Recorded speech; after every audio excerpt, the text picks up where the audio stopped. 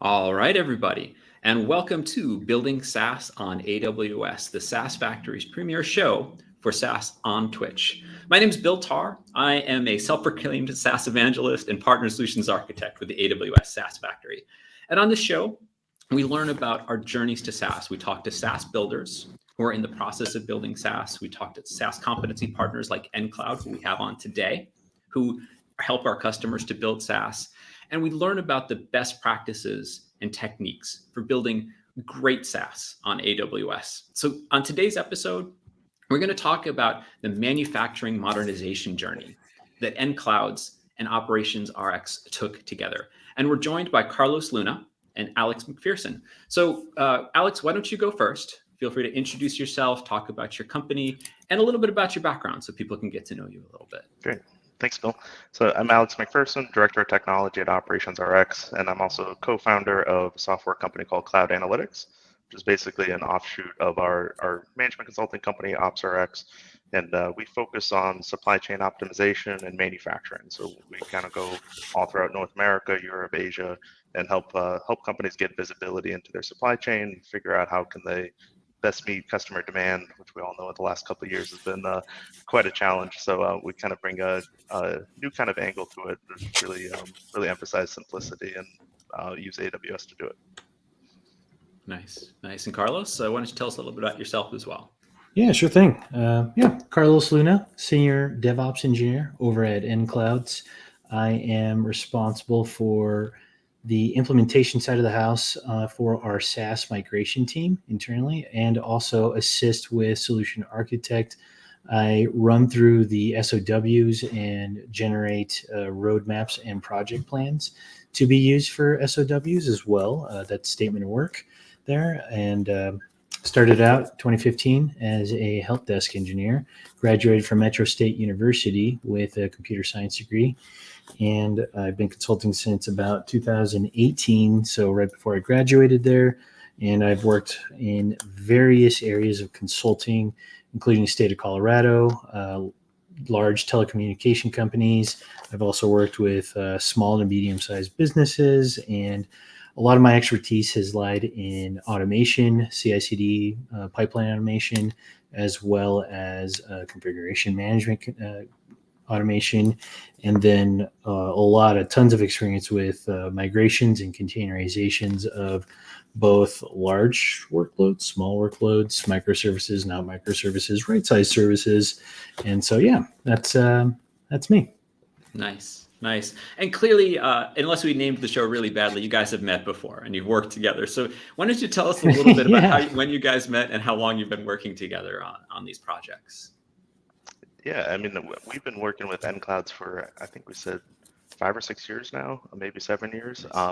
So they kind of helped us with our whole cloud journey. We started off as a on-premise monolith at our customer sites, a lot of customer requirements to move that up to the cloud and make it hosted on our side. So when we got to that point, we knew we had to find a partner to kind of help out. So we engaged nClouds, and they helped us with the whole strategy all the way through, from just the lift and shift all the way down to breaking out the monolith into different microservices and implementing various security processes and services in there.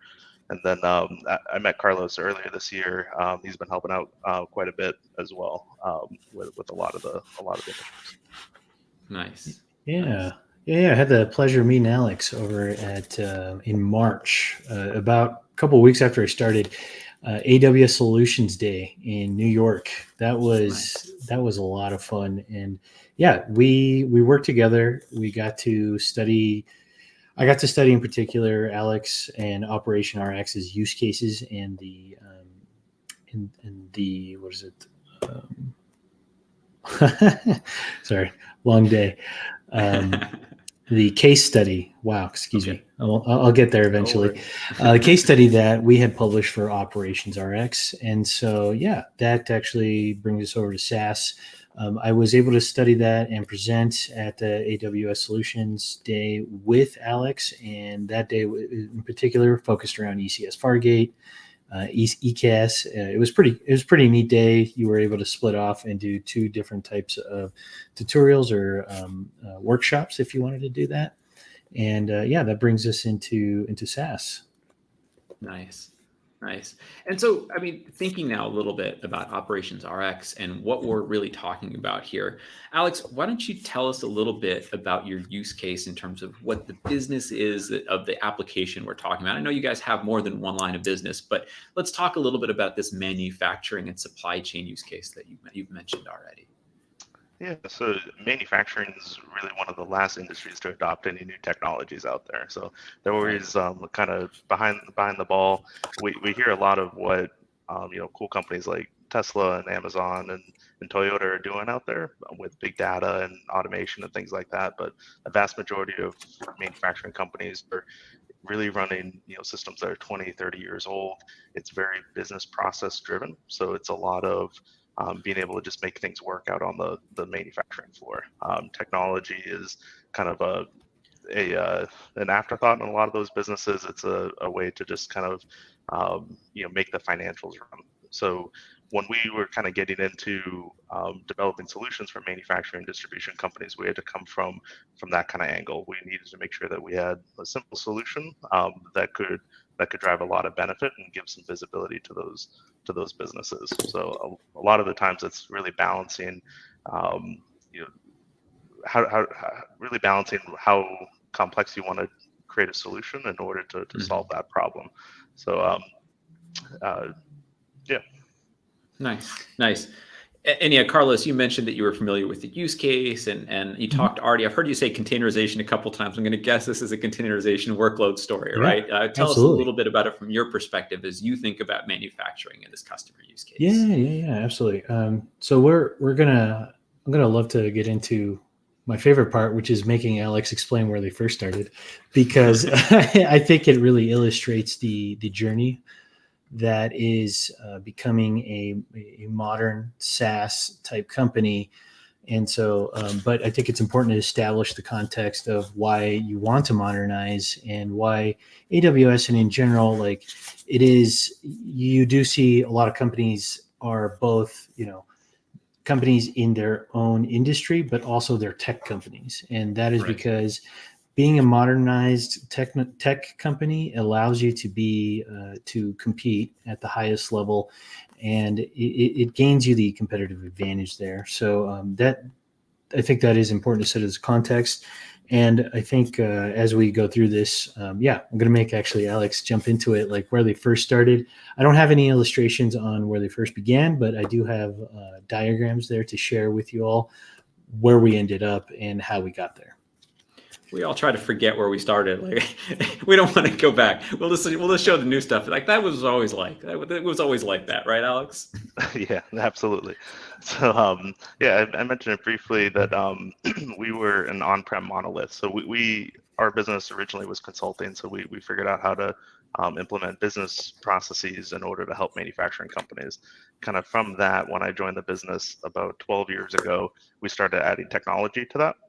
And so it started off just kind of as a data warehouse that we could plug into customer systems and get basically all the analytics we would need in order to implement new strategies, analyze performance, and things like that. Slowly that kind of developed with a web application on top in order to do all sorts of charting and reporting and things like that instead of just having the SQL layer. And then once we started building that into a web application, when we were going to market more and more businesses, didn't want to have to figure out how to host a new web application locally, have to deal with all the additional licensing for SQL Server and for really the maintenance of everything. So there was a lot of pressure on us to provide a hosted solution, and with that obviously came a whole bunch of issues like how do we manage these updates from customers that are on-prem, moving them up to the cloud? How do we actually just do that initial move and start setting up our business for something that's that we had never done before, which is SaaS. With that came all sorts of new technologies that I myself wasn't very familiar with, but luckily nClouds was able to help us kind of think through it. So implementing containerization and basically just taking our monolith and put it into a container, and then start leveraging some other microservices like RDS on Amazon. And then once we kind of got to a stable state and kind of migrated all of our existing customers up to the cloud, it was focusing on how do we optimize. So we were just kind of focusing, our strategy was basically what are the different stages we could get to that would get us stable, and then we could take a bite of another chunk in order to get to the next level. And we're still kind of going through that process today. There's still a lot of work to be done, but we're getting very close to, I think, a very cloud native solution now. Nice. And just chiming in on that, Carlos, we hear this story a lot from our partners where it isn't so much that you guys, OperationsRx, said, oh, we need a few extra bodies to come in and help us build this project. They're your partners. They were there for the whole journey. They helped you design this. They walked you through, introduced to new technologies, and trained your team, right? They didn't just say, hey, we're going to go build all this for you, and you're not going to learn how to do this. They brought your team along on that journey, I think, as well, right, Alex? Yeah, absolutely. So, my background, I did computer security in college. Then I got into software development. I kind of skipped over a lot of the stuff that I think a lot of kids out of college now are kind of getting. So It was definitely a path of kind of questioning, what are the standard practices today, and making sure that it was something that made sense for us, which I think was actually pretty key going forward. But containerization was something that I didn't understand why we would want to set it up. We didn't even have CI/CD pipelines. But once I kind of saw the benefit of being able to kind of ship the entire server, so to speak, in a container, and have that all automated and really focusing on just the code development, that was a huge win for us. And really, as we were kind of building out our business and shifting, we just wanted to focus on the value add aspects of the work. We didn't want to have to onboard people that were just going to be maintaining infrastructure or managing security or things like that. And frankly, we didn't want to scale up to the level that you would need to in order to kind of have 24/7 support in all those different areas. So we wanted to just focus on people that could deliver solutions for manufacturing and distribution, and then find the right partners that could flex on and off based on what skill sets we needed at the time. We really leveraged the partner solution as much as we could, really. Awesome. Yeah. So I want to add onto that or tack on, and just for the acronym challenged like myself, I always have super hard time with acronyms, right? SaaS, software as a server, right? Service, software as a service. I want to add on to that, to what Alex is explaining. And I think there's something important to establish when it comes to SaaS, and that's two portions or two sides of SaaS. And one being the infrastructure architecture of SaaS and the benefits that it brings. The benefits are going to be to reduce operational overhead. And Alex, he alluded to that a little bit, right? We don't want to be focusing on supporting from an operational standpoint our customer. And the reason you don't want to be focusing or wasting time in that, and when I say wasting time, right? Why spend time on something that you don't have to if you can offload that? And when you're offloading that, that's when you look at something like a service, a cloud provider service like AWS, who can then take a large majority of that operational overhead in combination with implemented automation best practices, and to drastically reduce the amount of time that you're performing these operational tasks they're just time consuming, right? And instead take back that time and focus on the innovation part of it, which I think is, which I believe is what Alex's story and OperationsRx's story tells really well. And then you have the other side of that, right? So the other side of SaaS is you're improving the B2C, business to consumer model, right? You're improving the consumer experience for your clients, your customers. When Alex mentioned like they want to move to something where it's not where it's self-hosted, is that right, Alex? Yeah, it was self-hosted by our customers, so right. not even just in our own data center where we would have more control. It was in several dozen different data centers. Yeah. I think an important aspect of SaaS when it comes to business to consumer models is clients then, when you move to SaaS, they are able to consume your product either through self-hosting. You have standardized best practices, infrastructure as code that you can deploy to their data centers or to something like AWS and then share access that way. Or they can gain access to your product through the browser, right? And all of that is backed by good mature operational process and procedures to automatically deploy infrastructure in your product out to the cloud. So I just wanted to add that. Great. Yeah. But I mean, Carlos, I think now is probably, people are probably chomping at the bit to kind of see what we built here, right? And we're not going to show them that before picture, like we said, we burned that one already. But Let's let me go do ahead it. and bring this up on the screen and let's start talking about what you guys actually built together here. I'm pretty excited to see this. Yeah. So Alex, I'll navigate, and if you can help us out. I'll start. Well, actually, I'm going to start a little bit off. So this is pretty standard architecture here. This is multi-account architecture. This is recommended by by AWS, the well-architected framework. And what you're looking at here is a public subnet and private subnet. What I didn't illustrate here, and I'm going to eventually, is going to be the multi-AZ deployment, multi-availability zone. So it's deployed to a single region in a VPC, and within that VPC, you have multiple availability zones. And so what you're looking at here is AWS ECS Fargate type deployments. And those Fargate, AWS ECS Fargate tasks can be deployed to multiple AZs. So that helps with high availability there. And then over here, we illustrated some of the other multiple accounts. So we have the root account, shared account, security account. And then as you're going down here on your deployments, production, stage, and dev. And I'm going to throw it over to you, Alex.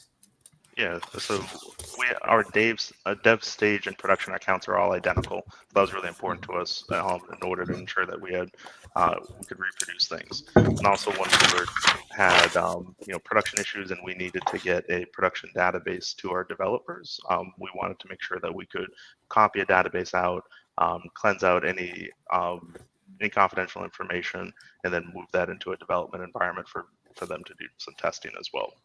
So basically our entire deployment is we have a couple different web applications that are public facing behind a load balancer, all running on AWS Fargate. So that's kind of the remnants of our monolith, and now it's pretty much our web application code and kind of a CRUD interface.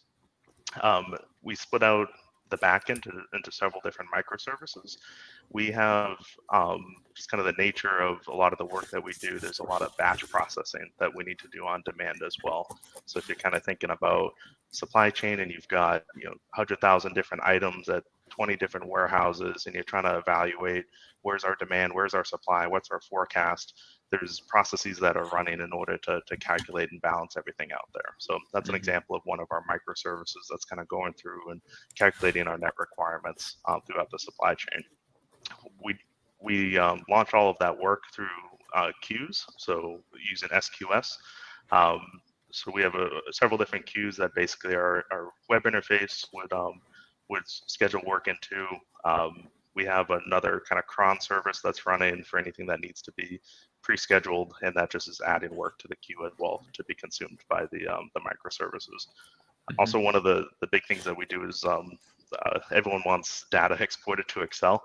So one of those is kind of an Excel builder application as well, which gets hit a lot. So being able to send over the right messages of information in order to be processed and then generated into an Excel file and then thrown up on S3 in order to be downloaded by the user. But in all of this, it's multi-tenant, so we split it out by SQL Server database. So we have a bunch of RDS instances that's running SQL Server. When we provision a new tenant, we set up a new database on that instance. We deploy all of our SQL models, all of the tables, objects, procedures, things like that. We would record a record into DynamoDB, which is basically the main store for all of our global settings on what tenant is in what database, what are the different keys and parameter store that's going to get us access to things, and basically any type of global settings we have. So when a user's first connecting into the load balancer, based on the subdomain, the application goes to check DynamoDB to see which tenant is this and where can I get the right information for it. And it's going to then start the connections into RDS in order to get that information, and then add anything to the microservices as needed based on the request. And then one of the other interesting things on here as well, our application basically is a bolt-on to our customer applications as well. So we have a really big ETL pipeline that we need to pull information from all sorts of different sources. So sometimes they're cloud hosted, and that's a lot easier for us. But a lot of the times it's on-premise systems that we need to pull information out of and do live replication up to our systems as well. So what we did, and nClouds set this up because it's well outside of my understanding, but basically set up some networking where we can have site-to-site VPNs at scale. So one for each one of our customers, and with a backup VPN. So I believe it sets up the primary and then a backup site-to-site VPN, and that gives us access for our ETL application in order to pull data out.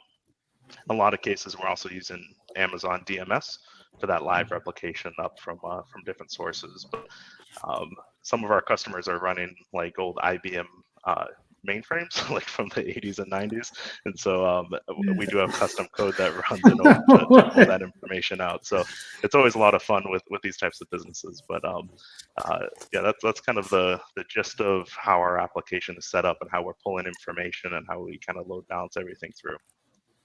Nice. I wanna add on. I did have an internship, a software developer internship at a company. Their database was so old. You guys can ask me, how old was it, Carlos? It was so old. Yeah. you could actually send the data over a line, like a wire. Nice. That's how old this database is. It was insane. Anyway, I just wanted to add just real fun stuff that you see out there. Amazon Telegraph as the new service. We'll introduce it this year. I'd like to see it.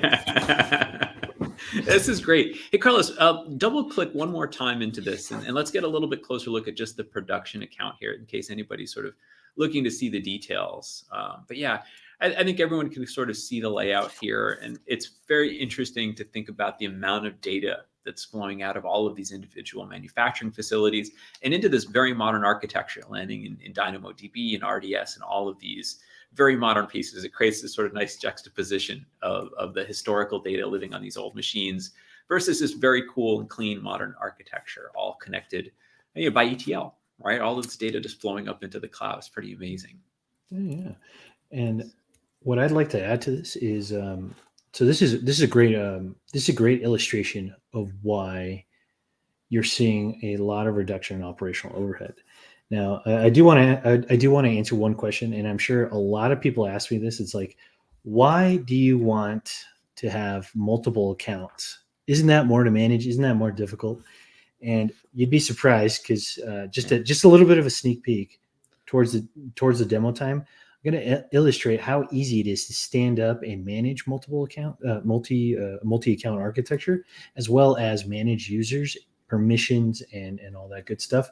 But multi-account architecture provides security isolation, right? Mm-hmm. So if at any point in time through AWS organizations and Control Tower, any point in time, any of these AWS accounts become compromised, AWS recommends that you have an organizational unit that's called the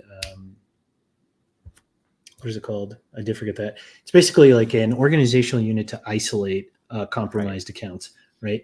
And once you moved, it's very simple, right? You jump into the console and you find out that you've been compromised. So you once that's happened, move the account into your in the AWS organizations console, move it into that isolation organizational unit. Bam, it's been cut off, no access, everything's shut down, and you have mitigated any issues or reduced blast radius of compromise. So that's why generally they recommend for that. They recommend the multi-account architecture. It provides that level of isolation in the instance of a security incident.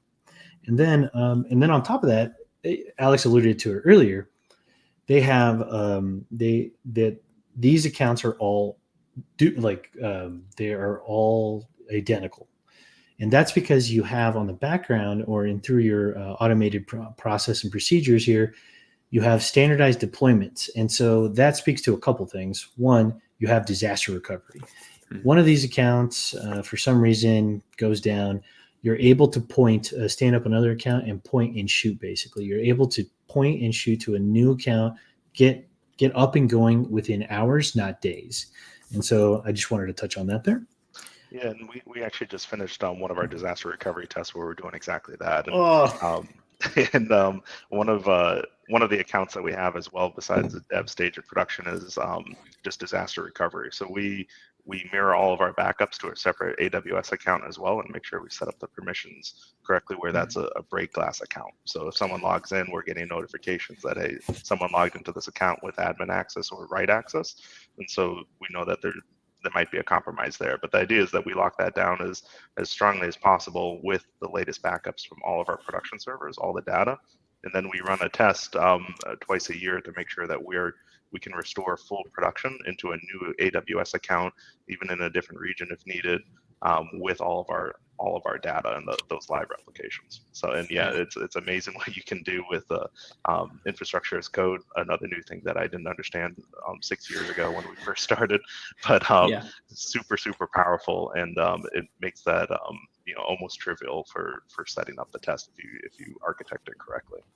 Yeah, Carlos, I think Sidarian suggested isolation OU, and I was trying to remember. I thought maybe suspended OU might be another option. I think it probably is kind of relative. You can name it whatever you wanted, but whatever I like you isolation OU. That's a good, well-named.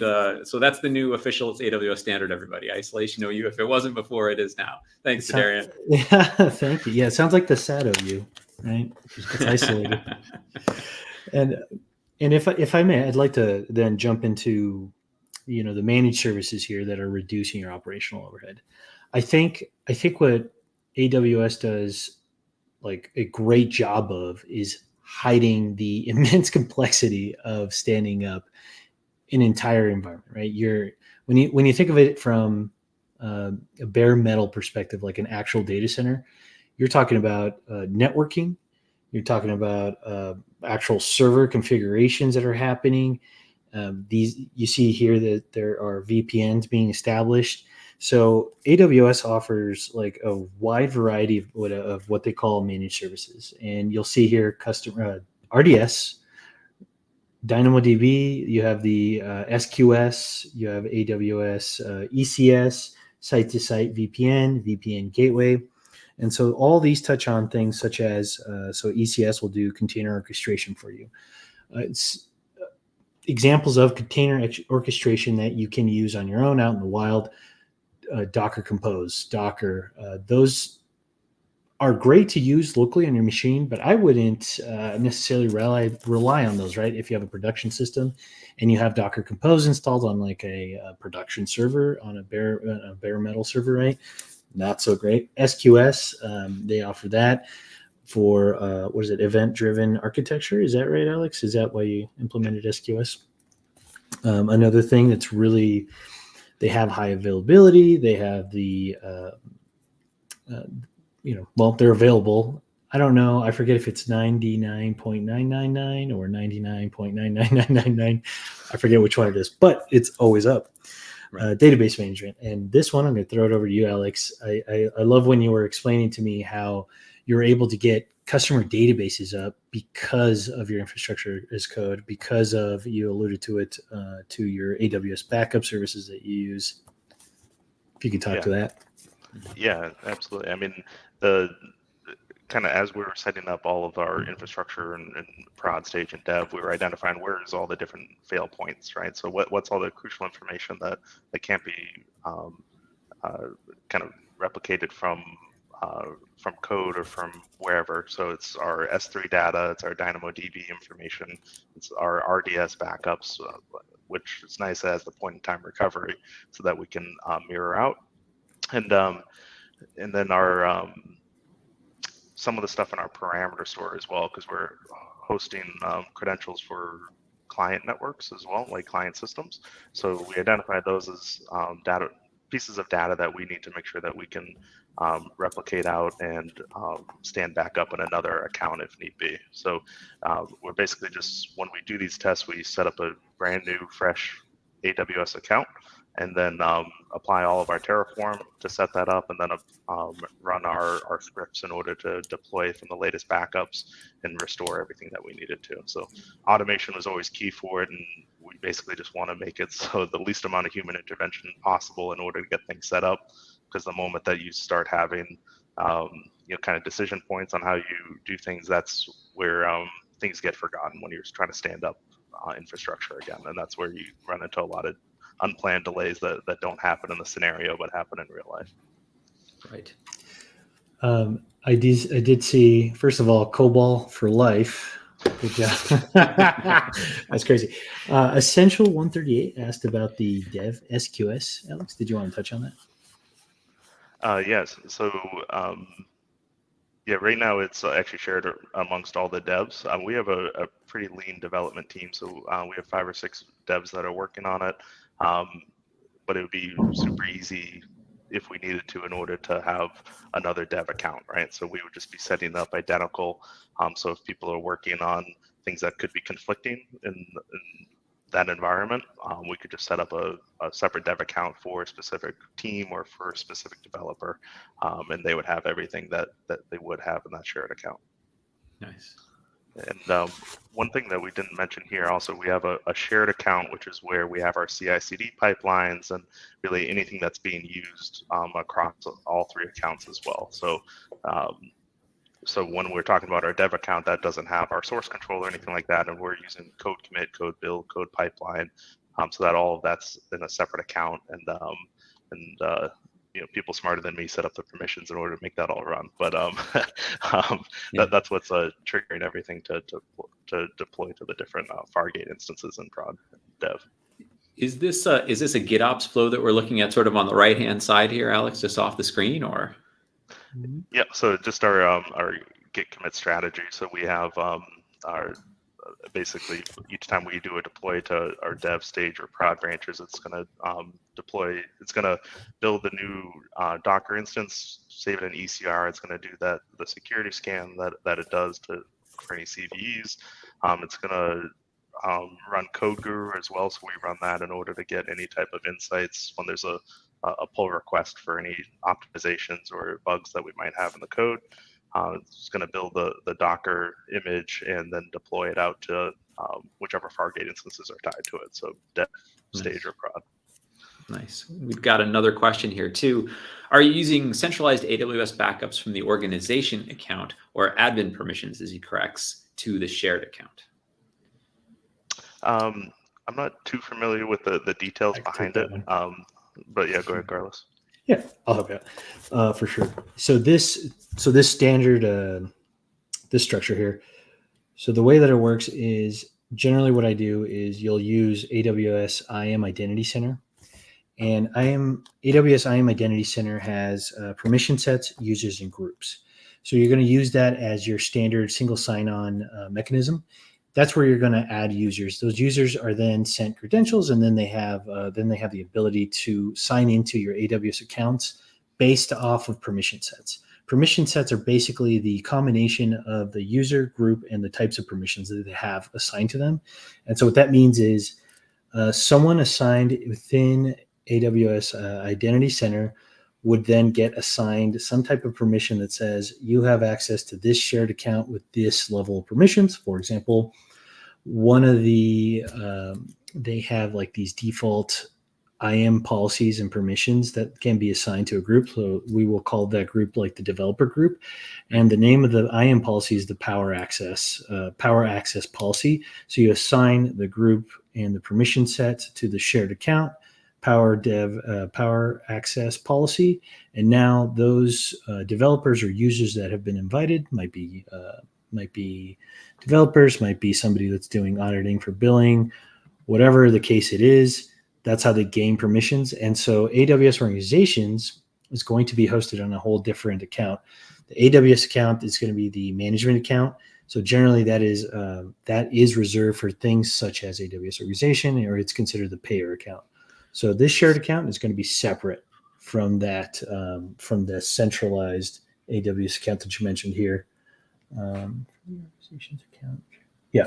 So I believe I covered that there. Nice, nice.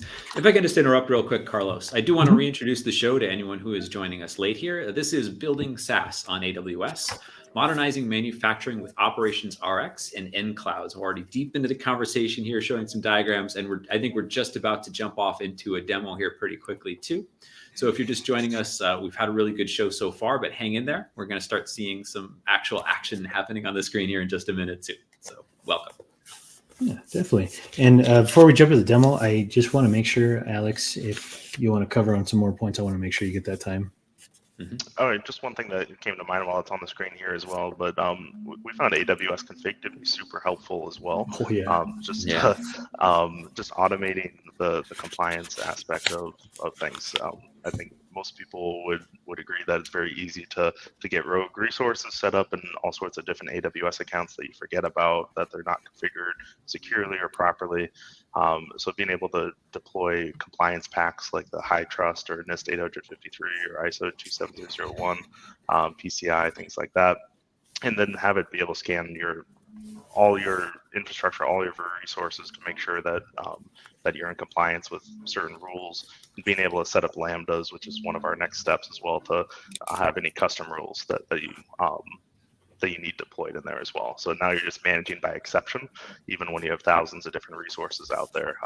Super, super valuable, and it takes care of a lot of the compliance work that we have to do, especially when we're showing customers like what our security posture looks like. I mean, we leverage the shared security model with AWS as much as possible, and then for anything that we're responsible for, we try and use AWS config to prove that, hey, we're doing what we're saying. We have a track record of resolving any issues that come up, and we're following to these types of security frameworks and standards. Very nice. Do you have any specific security frameworks like SOC 2 or anything else that you're subject to, Alex? Or yeah, so SOC 2 is a really big one for anything SaaS, right? So and then we tend to follow NIST 853 just because that was what I was more familiar with. But High Trust and ISO 27001, just a lot of those are kind of interchangeable. There's different emphasis on different things, but they all kind of go after the same components. Nice.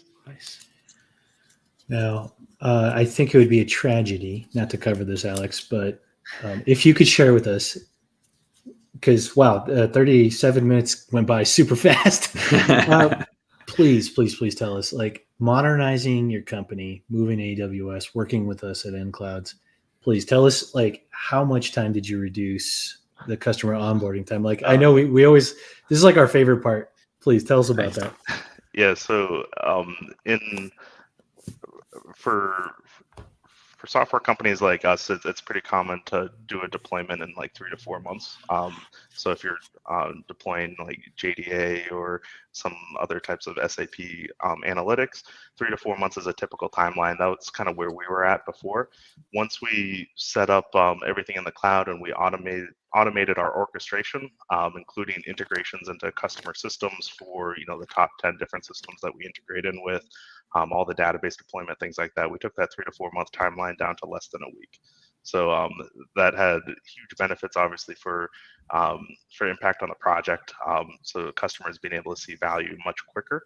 A lot of people don't really believe us when we say we can do it until we actually go ahead and push the button and set up, and they see data flowing in.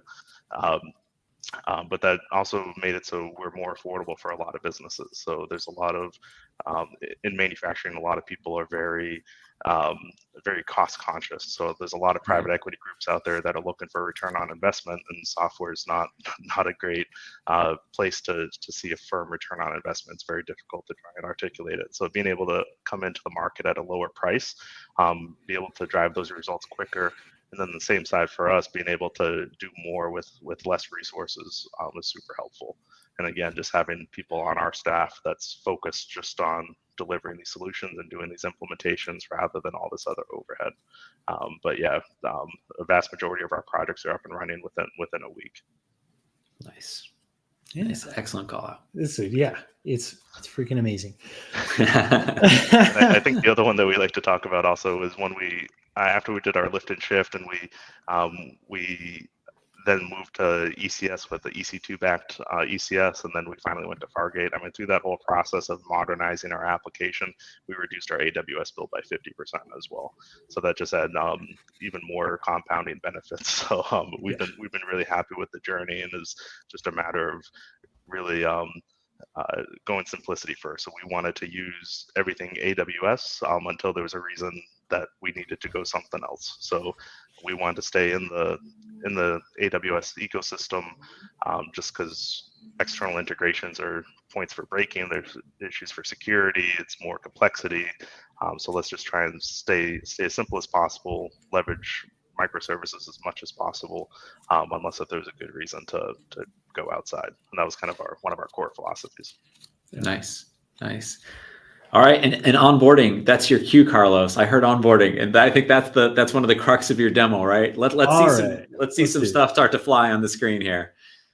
All right, let's do it. Okay, so I'm going to need some volunteers, and we're going to move over to. Okay, so I'm going to be demoing AWS AFT. So that's AWS Account Factory for Terraform. And so what AFT does, it establishes pipelines from a control tower management account, aka the AWS management account or the payer account. And so what it does is it establishes pipeline resources in the AFT account. In that AFT account, you submit account requests, and those account requests then go out and perform operations against Service Catalog. Service Catalog has the AFT service product, and then it creates requests, creates accounts for you, registers them to your organizational units, and then performs what's called account customizations and provisioning customizations. And so I'll share a quick list of those repositories here. And so as we're going through here are the repos that we're going to be dealing with. We have an ECS demo infra. This is your infrastructure repository / CI/CD pipeline. This is an Nginx demo for an ECS Fargate deployment. And here are your AFT repositories. AFT is AWS has a bunch of workshops / tutorials online. Just Google search AWS AFT. But these are the standard repositories that are stood up. And so this is the initial repository. Use that, stand up all the resources, and then I'll show you. This is where I'm going to need some volunteers. And then you have the account requests. This is where you submit account requests. You use AFT account customizations to do account customizations against those accounts as they're being requested. Global customizations, things done globally across all accounts that are being managed. And finally, provisioning customizations. I have no idea. Still haven't figured that one out. I don't know why you need it, but it's there. So here's what my volunteer ask is going to be. All right, I'm going to show variables. So if I can get probably 2 or 3 users, I'll need their display name, family name, given name, and an email. And if I can get those, what we're going to do is I'm going to add you to the billing users group, and you're going to be able to jump into the accounts that I've provisioned through AWS AFT, and I'll demonstrate some of the pipelines. And then once we've added those, once I get those volunteers posting their names, what I'm going to do is then move into the ECS demo, ECS infrastructure demo. And there, what I'm going to want to provide or demonstrate is infrastructure pipelines. And those infrastructure pipelines, and then also the Fargate pipelines, they're based off of trunk-based development and mixed in with a little bit of GitOps. The only reason it's not GitOps, or I wouldn't call it GitOps, is because we have long living branches. So right. A little bit of a no-no there. So any volunteers? We could also use Alex. Right. And Anthony, what do you think? You think you're willing to share an email address here? We've got a couple of pretty active people in the chat. So Darian, you willing to share it? It doesn't even have to be your real name if you don't want to. Here we go. I got something from Anthony.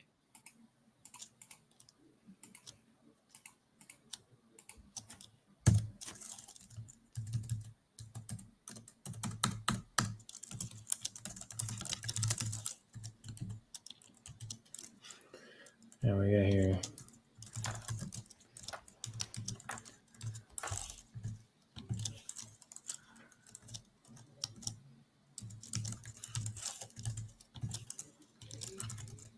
Like these attributes, given name. Fantastic. All right, let's see. Sweet. All right. And then that should allow me to. So, like a good DevOps engineer, I've parameterized my templates. So I'm able to add those there. That's my next user. I'm going to add Alex as well. Is it a coincidence? McClure and McPherson? It's good Scottish names for Ireland. Right.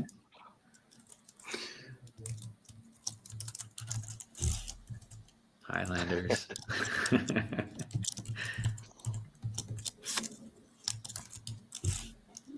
All right.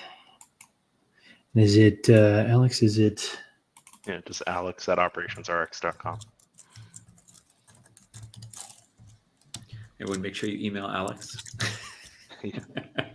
I've got one of those OG email addresses, first name only. Nice, nice. That's when you know you've been at the company a long time, right?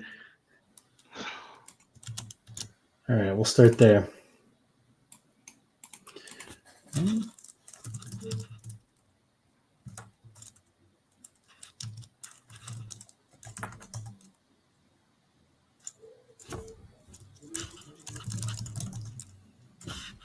What the heck? The demo gods are angry. All the time.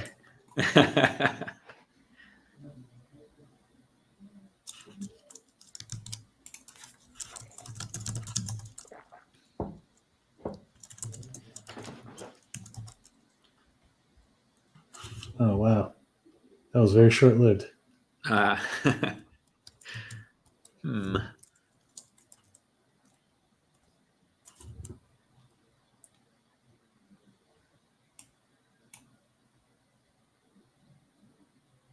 Oh. Okay, then.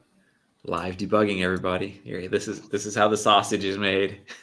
You thought you were going to see a nice clean demo. I thought so too. You know, I didn't run that one. All good, man. All good. This is why live streaming is so much fun.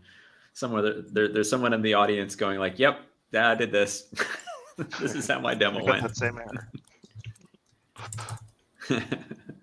Oh, you know what? Maybe let's do this real quick. Do what they Yeah, this is, suggested. That's crazy talk. Did not match anything. Okay. If not, that's okay. We'll be able to move on to other parts.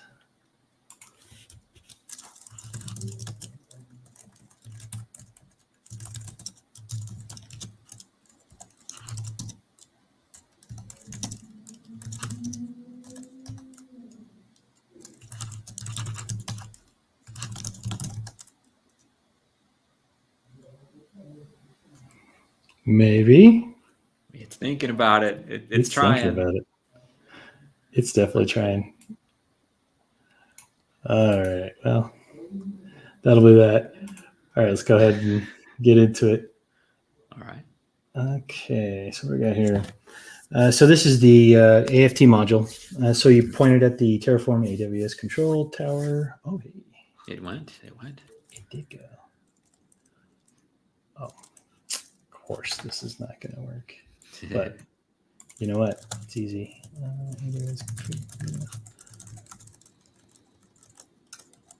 Totally forgot about this. Alrighty. So I like to use SSO login.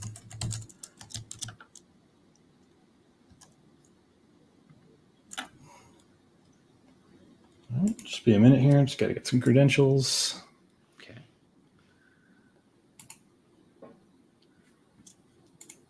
Just like that.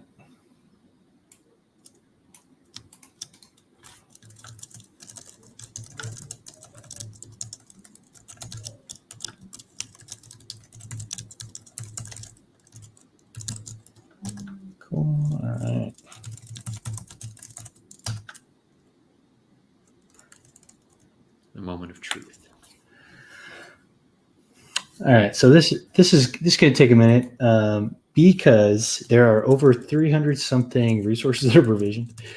Now, not to worry, if everything goes according to plan, when you're using AFT, it'll charge you maybe like $10, and that'll be like networking charges. Now, if there's an error and something's hanging and the network keeps pinging, that's when you're going to hit like $100 a day kind of situation. So beware. I used to like auto approve, and someone I used to work with, his name was Tyler, and he said it just terrified him. He hated it. Doesn't like the auto approve. So we're gonna let that go there for a minute. And while we're going through that, so here's the AFT module, and as I was mentioning, here's the source, and this is fully parameterized, right? So this is going to point to all the variables. So this is the control tower management account, aka the AWS management account, log archive account, audit account, the AFT management account. So this is a prerequisite to using AFT. So you have to create an infrastructure organizational unit and an account that you can name it whatever you want, but generally they recommend it's called AFT. You provision that, and before you start, then you go ahead and set that here, and then home region. So control tower home region, I've set mine to US West 2.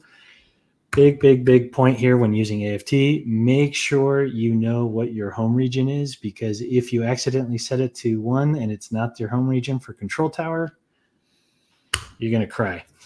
That's what I do. You have VCS provider. So I'll go ahead and pull up the Terraform provider here. So VCS provider. So I use GitHub, big fan of it. You could also use code commit, and then you set your AWS organization, you prefix it there. And then here are your repositories you set it to.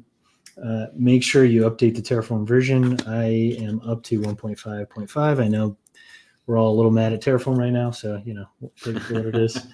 But those are all pointing to these repositories that I've established here. Gonna get there eventually. Right here so if I lift off my repositories, these are all going to be pointing there, and then head back over to AFT, and then so an example of one of the features that is offered by AFT feature: delete default VPCs enabled. So when I mentioned incurring costs of resources that are not being used, setting this to true deletes all of your default VPCs. So now you're not incurring any costs for any VPCs that are not being used. You're only incurring costs for VPCs that you provision yourself. And then finally, we hit the users portion. And if everything went according to plan, we've added 4 new resources. Hot dog. All right. So It worked. It worked. All right. Demo God wasn't too mad at me. Nice. Let's jump into it then. So you're going to navigate to this is my management account. So I'm going to go ahead and jump into that guy, AWS Administrator. Shouldn't kick me off. I've logged in recently. Famous last words. Every time. All right, let's go ahead. I mentioned IAM Identity Center earlier. So this is where I am managing my single sign-on users.